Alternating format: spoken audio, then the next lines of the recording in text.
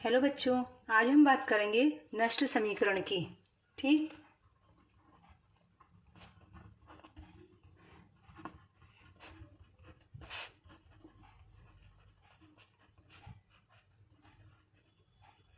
क्या थी नष्ट समीकरण? पहले सुने। इलेक्ट्रोड विभव के लिए दी गई थी कि किसी धातु के इलेक्ट्रोड, जैसे मैंने तुम लोगों को बता भी चुकी हूँ कि किसी धातु का इलेक्ट्रोड है और उसको उसके लवण के विलयन में डुबोया जाता है तो इलेक्ट्रोड विभव उत्पन्न होता है। ठीक, तो जब जो इलेक्ट्रोड विभव उत्पन्न होता है वो सांद्रता और ताप पर निर्भर करता है।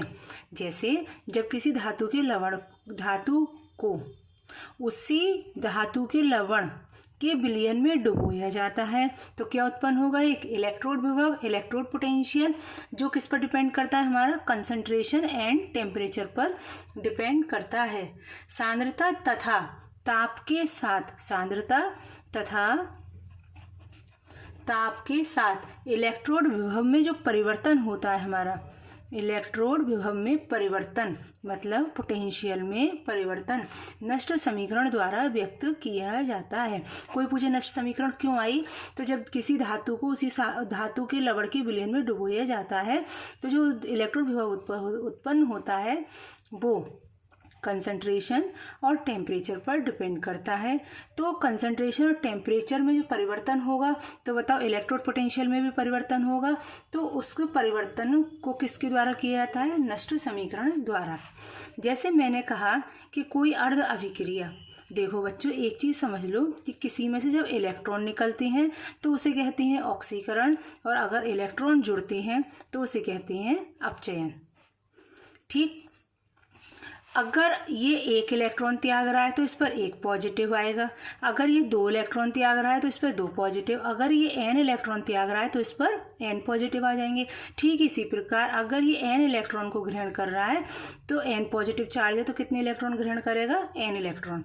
ठीक है, ये ऑक्सीकरण है और ये अपचयन। तो बताओ बच्चों, ये वाली हम नष्ट समीकरण में ये यूज़ करते हैं। बताओ ये ऑक्सीकरण है या अपचयन?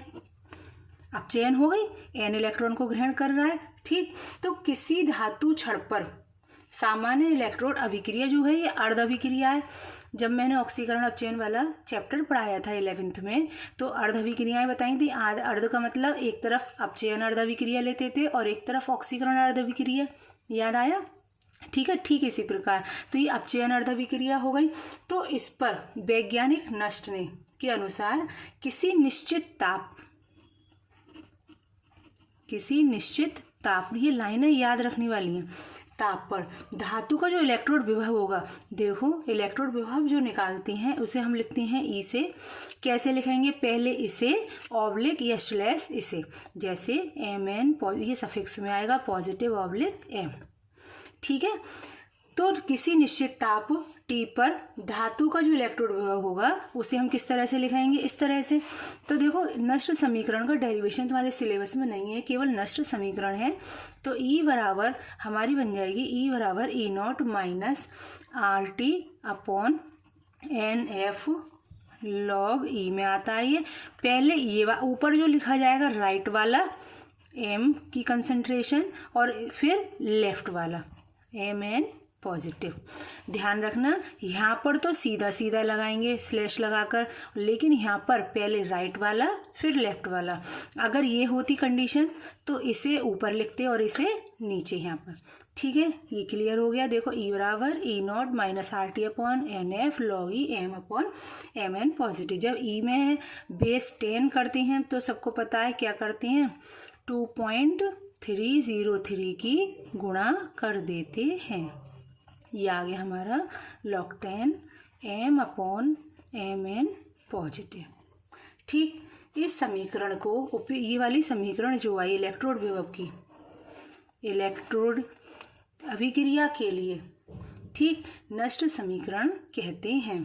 तो या फिर ऐसे लिख सकते हैं उपर्युक्त इलेक्ट्रोड अभिक्रिया की नष्ट समीकरण कहलाती है।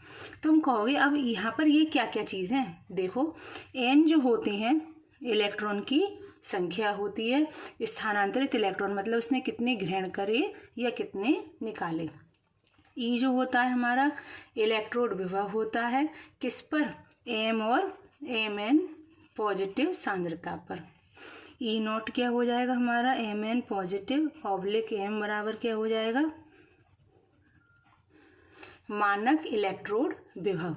क्या, मानक इलेक्ट्रोड विभव जो लागू होता है हमारा 25 डिग्री सेंटीग्रेड पर। इसे हम केल्विन में बनाएंगे तो 25 + 273 बराबर 298 केल्विन पर। ठीक, आर यहाँ पर होता है हमारा गैस नियतांक, गैस स्थिरांक। इसकी वैल्यू यहाँ पर पुट करेंगे 8.314 जूल। यहाँ पर मात्रा की याद जरूर रखना, जूल, केल्विन इनवर्स और मोल इनवर्स। ठीक है, ये वाला मान जूल में है। फिर आता है टी होता है हमारा परम ताप। इसकी वैल्यू यूज़ करेंगे 298 केल्विन।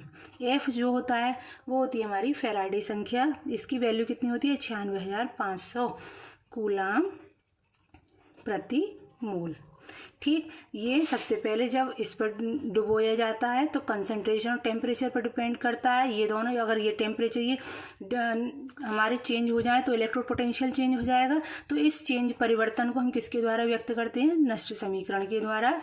ये हमारी ऑक्सीकरण है, ये हमारी अपचयन है। तो नष्ट ने जो करा था वो अपचयन अभिक्रिया पर करा था। तो कैसे लिखेंगे, ई को कैसे करते हैं, पहले इसे फिर इसे। ठीक, देखो E M N positive oblique M, लेकिन ये वाली याद करनी पड़ेगी तुम्हें। और यहाँ पर राइट वाला ऊपर लिखना है और लेफ्ट वाला नीचे। जैसे मैंने सपोज ये कहा a + b बराबर c + d ले दिया, तो ये दोनों ऊपर और ये दोनों नीचे। अगर मैं ऐसे लिख दूँ c + d बराबर a + b, तो ये दोनों ऊपर और ये दोनों नीचे, मतलब जो राइट वाला होगा वो हमेशा ऊपर। जब चिन्ह ये भी याद रखना माइनस का हो, किसी किसी बुक में प्लस का चिन्ह होता है लगा हुआ, तो प्लस में पहले ये फिर ये। यहाँ पर कंफ्यूजन नहीं पालना है तुम्हें, केवल तुम्हें नेगेटिव ध्यान रखना है। ये वाला ऊपर और ये वाला नीचे लेना है। ठीक, अब इन सब की वैल्यू पुट कर देंगे इसमें समीकरण में। देखो ई कैसे लिखेंगे, M N positive oblique M बराबर E naught M N positive oblique M बराबर एम माइनस 2.303। आर की वैल्यू कितनी थी, 8.314, किसमें, जूल में। टी 298। एन हमें पता नहीं कितने हो सकते हैं, एन मतलब 1 2 3। ठीक, फिर एफ कितना, 96,500 कूलाम। यहाँ पर log 10 M upon M N positive. जब हम इन सब की कैलकुलेशन करते हैं तो इनकी कैलकुलेशन का जो मान निकल के आता है,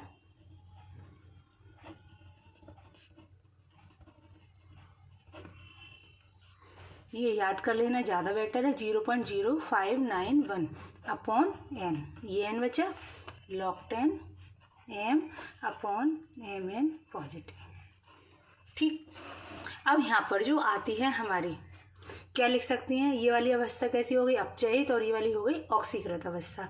ठीक है, जब हम किसी ठोस धातु के लिए अगर बात करते हैं, ठोस के लिए, तो हमारा एम जो होता है वो 1 मोलर होता है, 1 मोलर। तब अगर क्या हो ठोस अवस्था में कोई धातु, तो एम कितने हो जाएगा, 1 मोलर। इसमें पुट कर दो,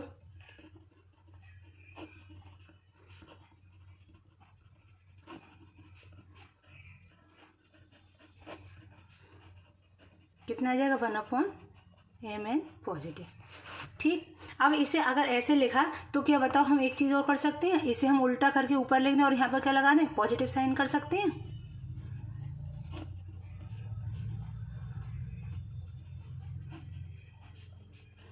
plus 0.0591 upon N, log 10 mn positive. ठीक है, ये हमारी, इसे भी हम नष्ट समीकरण के रूप में लिखते हैं। ठीक है, तो हमारे ये पूरी हो गई नष्ट समीकरण। फिर इसके बाद इसके न्यूमेरिकल वगैरह भी होते हैं। आप कोशिश करना, अगर इसमें इस समीकरण में कोई भी प्रॉब्लम हो, कैसी भी हो, तो मुझसे पूछ लेना मैसेज के द्वारा, फ़ोन के द्वारा। ठीक है, मैं तुम्हें फिर से बता दिया, सबकी वैल्यू पता लग गई। ई क्या होती है हमारी, इलेक्ट्रोड, यहाँ पर भी लिखना जरूरी है, इलेक्ट्रोड विभव, मानक इलेक्ट्रोड विभव, आर गैस नियतांक, टी टेम्परेचर, कौन सा, परम ताप, एन इलेक्ट्रॉन की संख्या, एफ फैराडे इलेक्ट्रॉन जो स्थानांतरित हुए हैं, ग्रहण की हुई है, निकाली हुई, और ये सांद्रता हो गई। ठीक है, तो इस आधार पर हमारी नष्ट समीकरण कंप्लीट हुई। इसे याद कर लेना, इम्पोर्टेंट है, न्यूमेरिकल के लिए भी मोस्ट इम्पोर्टेंट टॉपिक है। ठीक है।